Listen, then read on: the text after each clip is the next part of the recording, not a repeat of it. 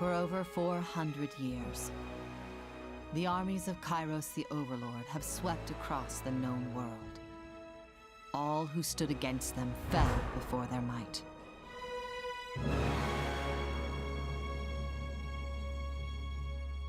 Tyranny is a role-playing game that's based in a world with a simple concept. The fight between good and evil is over, and evil has won. When we first started talking about Tyranny, we came up with this idea. We're like, wow, isn't that cool? We could create a world where Sauron won. The game takes place in an area of the world that we call the Tiers. It's a small peninsula on a much larger continent. And the Tiers is the last holdout that hasn't been conquered by Kyros. She's the evil overlord, sort of the big bad. And you are one of her direct servants that comes down to the Tiers, and your job is to conquer it.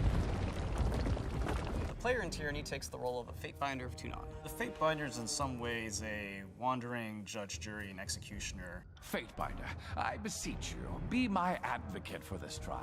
We figured if we're gonna put you loose in this world of evil, we might as well make you one of the corrupt cops. I mean, good and evil are all very relative in this game. When we set up our situations and our quests, it's more about what are the agents and actors and motivations involved in this quest and who will profit from it and who will suffer. And the fact that this world is so corrupt, it makes those choices very complex. One decision that you make could affect someone else down the line. So even though you may think you're doing a good thing, later on, who knows, maybe that one good thing that you thought you were doing was bad for somebody else. Did condemning another to that horrible fate achieve anything other than one more death? By being kind or showing mercy to others, you invite an attack from other people who feel that, oh, because you're being kind to somebody, you're obviously weak and can be taken down. They are abusing your mercy, and you either don't notice or don't care. So Tyranny was built to be able to be played multiple times. Each time you come back and play the game and make different choices, you get a very different experience of the story. In our character creation system, not only are you building your character, you're actually shaping the way the world looks. You could have anything from a city that is populated by a completely different group to another location that has been torn in half by massive earthquakes that you directly participated in. You may have an area that is half submerged underground. If you made an opposite decision, that area of the world maybe is not affected, but another area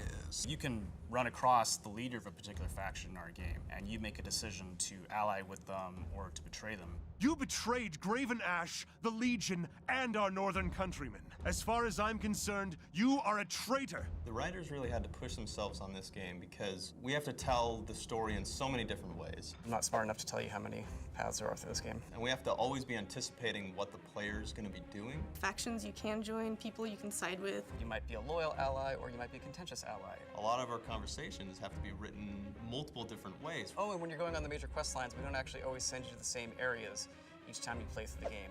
Forgot about that. Because of that, we've actually had to write over 600,000 words for this game. There are a lot of ways to play through this game.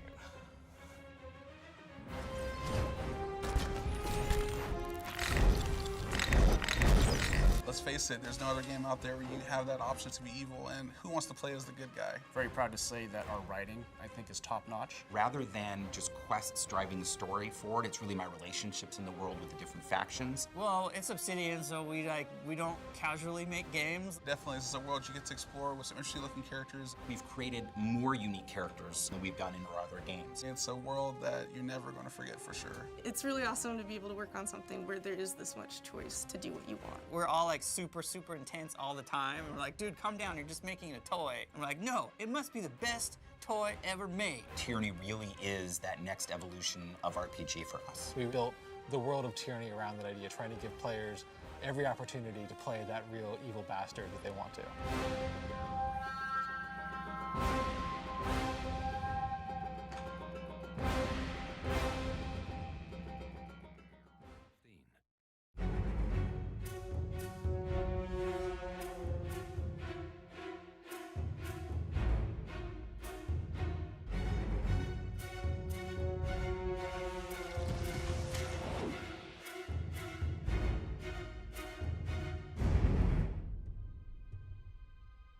So with Tyranny, we wanted to go with a more stylized view for our characters and environments. It sort of has a nostalgic element. It also has an element of the new as well.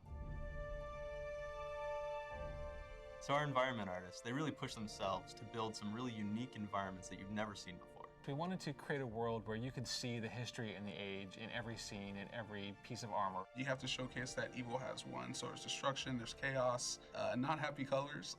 We wanted to take the environments and still make them a place you really want to explore. It's war-torn and oppressed, but with the art style, we tried to create a little bit of levity with that. It makes it feel like a place where people driven by real human intent and emotions could actually live.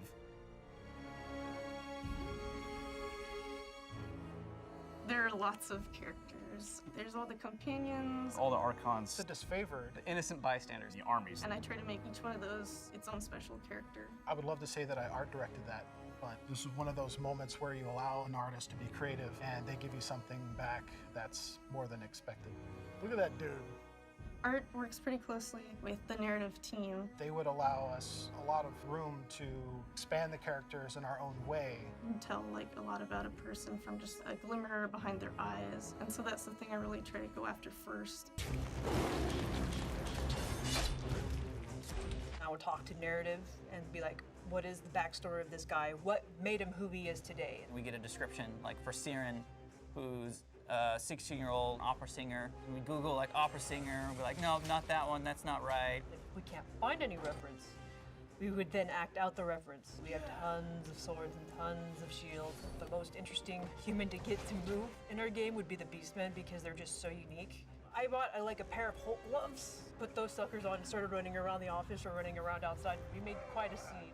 The reason why we didn't use mocap is because it would just look too uncanny for the world that we're in. So for us, because everything was so stylized, we could hit stronger poses and just push reality more than we would through motion capture. I don't want to create generic characters. I want to make these characters feel unique to each other. What I'm most interested in when I'm writing the music for a score is the people that live in this world, that inhabit this world, because that's really what gives it its humanity. The game had the potential to sort of veer into very heavy territory, and we wanted to avoid that with the music wherever possible. So it's sort of this cognitive dissonance where we've created music that by itself can be considered beautiful,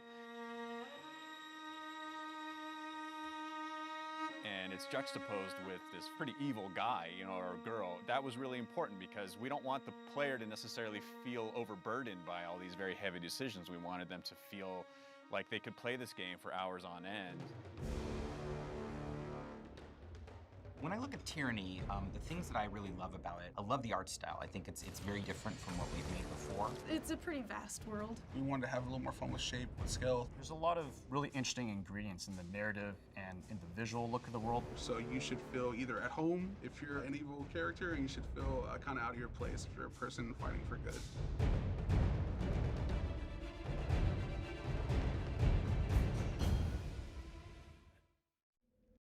The disfavored will carve a path to the Citadel on our own!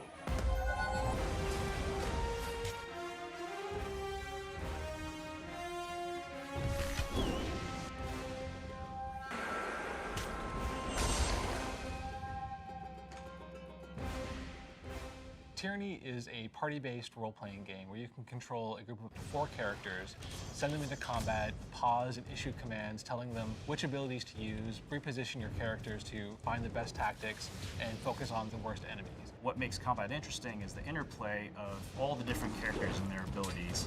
At any time, you can turn on AI for your party members and just focus on your character.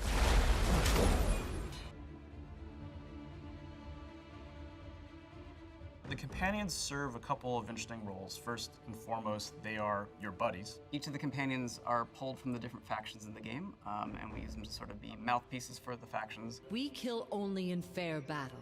We don't slay our prisoners. The Iron Marshal has tasked me with keeping you alive, and I have no intention of disappointing her. The companions play a large role in the player's experience and give you a good eye into both the world and the factions that you're interacting with. They're experienced people, and they have agendas and motivations that might conflict with your own, actually. I hoped you would assist me, but it appears you're more nuisance than help. And they also have certain roles to play in combat. For example, something called the companion combo system. It's essentially these maneuvers that are very flashy and spectacular. Each of them have special combination moves with the main character. Some have combination moves with each other. For instance, you can have a move in which character knocks an enemy to the ground and you follow up with another attack. The archer gets ready, and then the player goes whoop, boom, and punches the ground, and the archer launches in the air, and he's like pew, pew, pew, pew, and shooting and stuff. pretty cool. Spell creation in Tyranny is very different from anything you've seen in an Obsidian title before. We actually have a really unique system where you get to craft and make your own custom spells. So as you progress through Tyranny, you'll learn about different spells, like healing spells, attack spells, and you'll also learn different shapes. And those shapes allow you to alter the effect of the spell.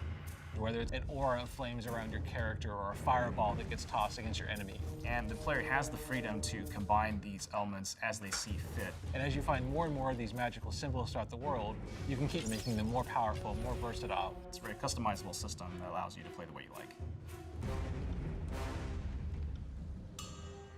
Tyranny uses a classless leveling system. We didn't want to pigeonhole you as a fighter, mage, or thief. Instead, we let your actions define what your skill set is. The more you use like any skills that you're interested in, the more you gain ranks in them, and then you continue to progress in that way.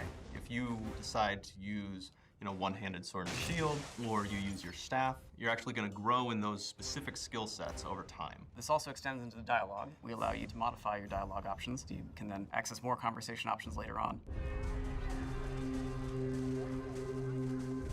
So rather than just having reputation be how different factions feel about you in the world, reputation actually makes your character more powerful. With every faction and major character, you can gain both positive and negative reputation. You unlock new abilities based on whether a faction loves you or hates you. I should have suspected as such. What did Narot offer you?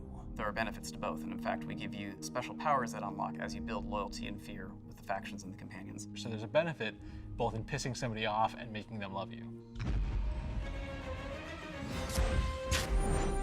What they're really going to like about it is this different way of playing an RPG. We wanted to take it a step further from a lot of our games. The choices you make will make the experience feel very tailored. We have a lot of really interesting systems that you get to play with. The combat and leveling systems that we've built. Special hit reactions. Spell creation systems. Combo abilities. Being able to build unique relationships with both your factions and your companions in the world. You have the freedom to go any direction you want. As you adventure through the game, you'll consistently find something to surprise you.